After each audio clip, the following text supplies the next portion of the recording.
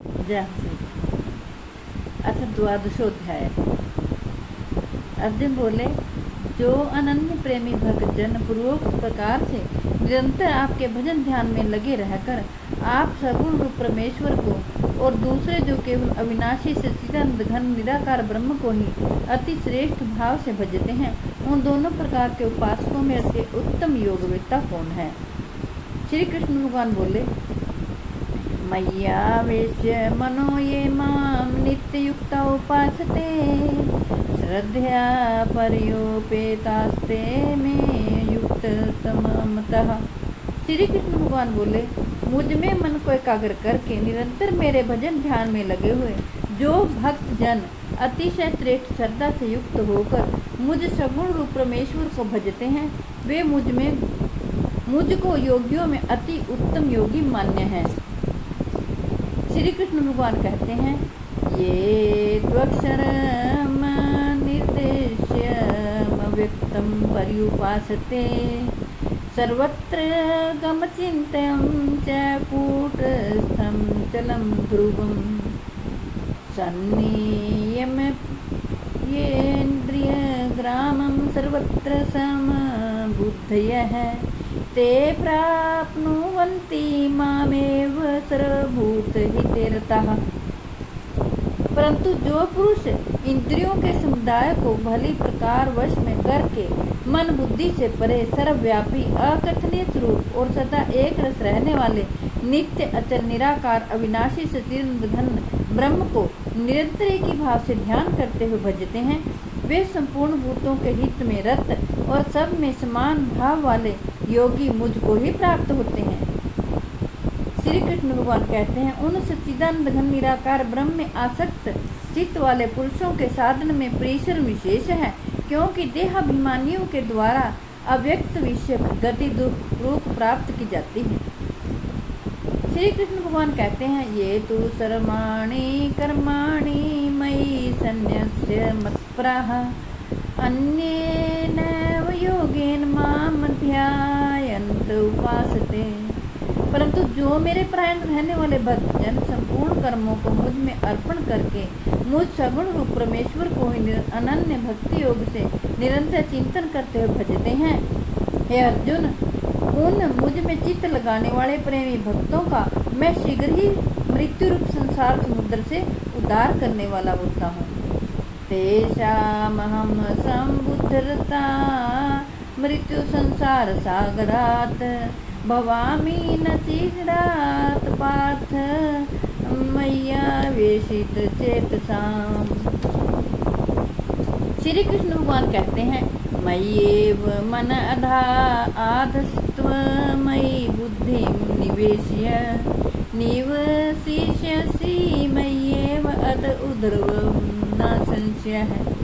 मुझ में मन को लगा और मुझ में ही बुद्धि को लगा, इसके उपरांत तो मुझ में ही निवास करेगा, इसमें कुछ भी संशय नहीं है।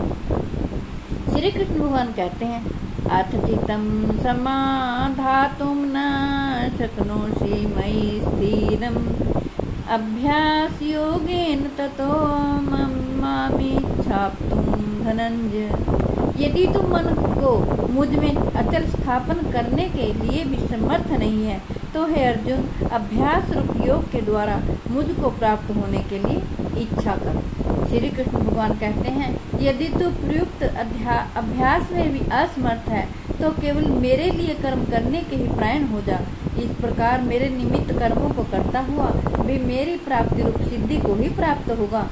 श्री कृष्ण भगवान कहते हैं, यदि मेरी प्राप्ति रूप योग के आश्रित होकर उपयुक्त साधन करने में भी तू असमर्थ है, तो मन बुद्धि आदि पर विजय प्राप्त करने वाला होकर सब कर्मों के फल का त्याग कर। श्री कृष्ण भगवान कहते हैं, श्रेयो हि ज्ञानमभ्यासान् ज्ञानात् ध्यानं विशिष्यते ध्यानात् कर्म फल त्यागात् अनन्तरम्। मर्म को न जानकर किए हुए अभ्यास से ज्ञान श्रेष्ठ है, ज्ञान से मुझ परमेश्वर के स्वरूप का ध्यान श्रेष्ठ है, और ध्यान से भी सब कर्मों के फल का त्याग श्रेष्ठ है, क्योंकि त्याग से तत्काल ही परम शांति मिलती है। श्री कृष्ण भगवान कहते हैं, जो पुरुष सब भूतों में द्वेष भाव से रहित है, स्वार्थ रहित, सबका प्रेमी और हेतु रहित दयालु है तथा ममता से रहित, अहंकार से रहित, सुख दुखों की प्राप्ति में सम और क्षमावान है, अर्थात अपराध करने वाले को भी अभय देने वाला है, तथा जो योगी निरंतर संतुष्ट है, मन इंद्रियों से शरीर को वश में किए हुए है और मुझ में दृढ़ निश्चय वाला है, वह मुझ में अर्पण किए हुए मन बुद्धि वाला मेरा भक्त मुझको प्रिय है। श्री कृष्ण भगवान कहते हैं, जिससे कोई भी जीव उद्वेग को प्राप्त नहीं होता और जो स्वयं भी किसी जीव से उद्वेग को प्राप्त नहीं होता तथा जो हर्ष, मर्ष, भय और उद्वेग आदि से रहित है, वह भक्त मुझको प्रिय है। जो पुरुष आकांक्षा से रहित, बाहर भीतर से शुद्ध, चतुर, पक्षपात से रहित और दुखों से छूटा हुआ है, वह सब आरंभों का त्यागी मेरा भक्त मुझको प्रिय है। जो न कभी हर्षित होता है, न द्वेष करता है, न शोक करता है, न कामना करता है, तथा जो शुभ और अशुभ संपूर्ण कर्मों का त्यागी है, वह भक्ति पुरुष मुझको प्रिय है।